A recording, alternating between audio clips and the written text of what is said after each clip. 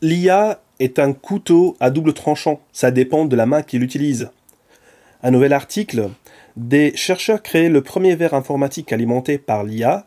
Si une attaque avec un tel ver informatique c'est un virus, c'est un type de virus en fait qui se propage dans le réseau, qui impacte en fait les machines qui sont connectées dans ce réseau-là. Donc si une attaque avec un tel ver informatique n'a jusqu'ici jamais été détectée, les chercheurs alertent sur la possibilité que cela se produise prochainement. Miotti Soa et Payano, le 5 mars 2024. Un groupe de chercheurs de Cornell Tech a récemment développé un ver informatique exploitant l'IA générative pour se répandre plus facilement. Ce programme malveillant se réplique et se propage d'un système d'IA à un autre de manière autonome. Bien qu'une attaque avec un tel malware n'a jusqu'ici jamais été détectée, les chercheurs alertent sur la possibilité que cela se produise prochainement, compte tenu du contexte technologique actuel.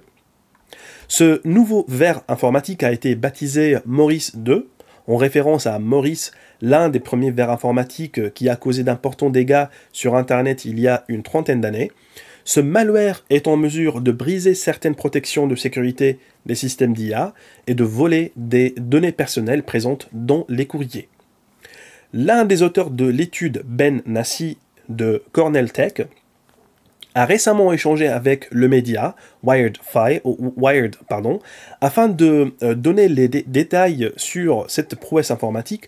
Lors de l'interview, il a également mis en garde sur la vulnérabilité des systèmes d'IA actuels. Et là, on le cite, « Vous avez désormais la capacité de mener ou d'exécuter un nouveau type de cyberattaque qui n'a jamais été vu auparavant. » Une invite adverse auto-reproductible. Pour élaborer le ver informatique, les chercheurs ont utilisé ce qu'ils appellent une invite adverse auto-reproductible. Une invite étant une instruction donnée à l'IA pour qu'elle génère une réponse, et cette technique consiste à créer une invite qui, une fois traitée par le système d'IA, génère dans sa réponse une nouvelle invite. Ainsi, le système infecté est invité à produire une série d'instructions dans ses réponses. D'accord? Donc nous avons ici créé une invite qui exécute une commande, et à la suite, elle crée une autre invite qui va se baser sur le résultat précédent et exécuter une nouvelle commande. Et ça crée une suite qui dépend c'est-à-dire la nouvelle étape de l'étape précédente. Le ver attaque via les systèmes de messagerie assistés par IA. Pour son expérience, l'équipe a conçu un système de messagerie électronique expérimental utilisant des technologies d'IA génératives telles que ChatGPT d'OpenAI, Gemini de Google et un autre modèle d'IA open source nommé LLaVA. Ils ont alors créé un message contenant l'invite auto-reproductible et ont fait en sorte que celui-ci soit intégré dans la base de données utilisée par l'IA. De cette manière, lorsqu'une requête était envoyée, le système générait une réponse basée sur les données empoisonnées. Et chaque réponse générée pouvait ensuite servir de nouveau vecteur d'infection, se propageant à d'autres systèmes d'IA lorsqu'elle était envoyée à une autre personne via le système de messagerie. Par conséquent, elle peut facilement infecter de nouveaux systèmes, créant ainsi un cycle d'autopropagation. En plus de l'invite purement textuelle, le ver peut aussi être intégré sous forme d'invite cachée dans une image pour infecter un système de messagerie. Des inquiétudes légitimes, le processus ne se limite pas à la propagation du ver, il peut aussi extraire différentes sortes d'informations sensibles du courrier. Et là, on cite Nassi dans son interview avec Wired. Il peut s'agir de noms, de numéros de téléphone, de numéros de carte de crédit, de numéros de sécurité sociale, de tout ce qui est considéré comme confidentiel. La démonstration faite par cette équipe de chercheurs suscite une préoccupation évidente en matière de sécurité informatique. En effet, les implications de ce type d'attaque vont au-delà des désagréments mineurs, pouvant entraîner des violations de la vie privée, des fraudes en tout genre et d'autres conséquences préjudiciables pour les utilisateurs finaux. Les auteurs de l'étude préviennent qu'à mesure que l'IA devient plus accessible et que sa compréhension s'élargit, la probabilité que les utilisateurs vont l'utiliser avec des intentions malveillantes augmente. Selon Nassi, cette recherche ne vise pas à critiquer les vulnérabilités des modèles d'IA actuels, mais surtout à souligner l'urgence de renforcer leur sécurité. Par ailleurs, les équipes ont déjà rapporté les résultats à OpenAI et à Google. Et là, donc nous avons ici en fait la vidéo qui explique, qui expose cela. On va voir ça ensemble.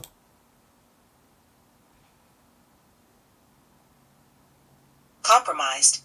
Unleashing zero-click worms that target Gen AI-powered applications.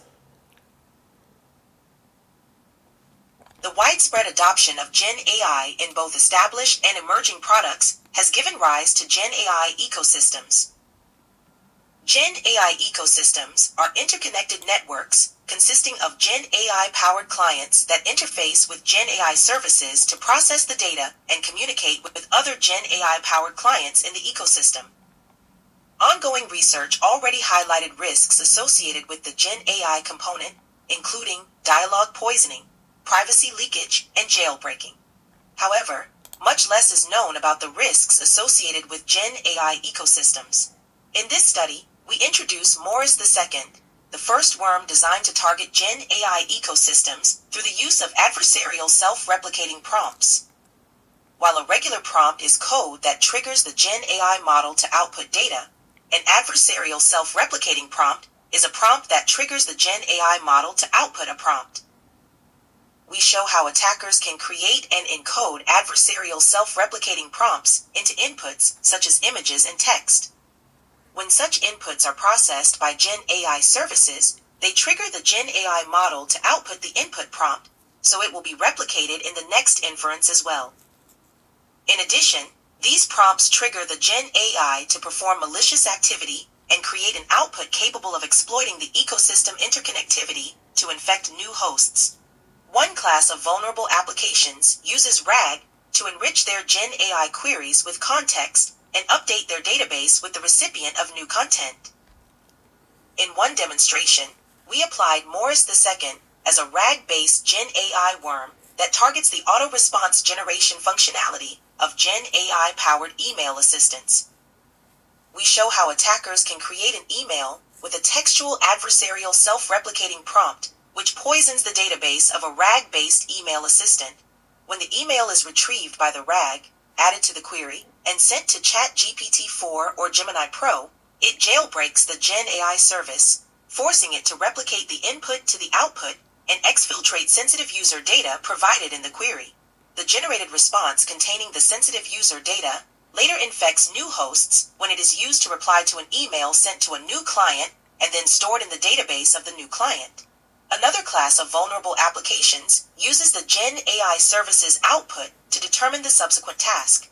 In a second demonstration, we apply Morris II as an application flow steering Gen AI worm that targets the code used to handle the output from the Gen AI service.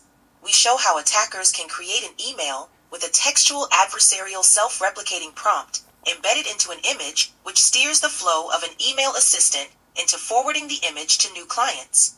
By encoding the self-replicating prompt into the image, any kind of image containing spam, abuse material, or even propaganda can be forwarded further to new clients after the initial email has been sent.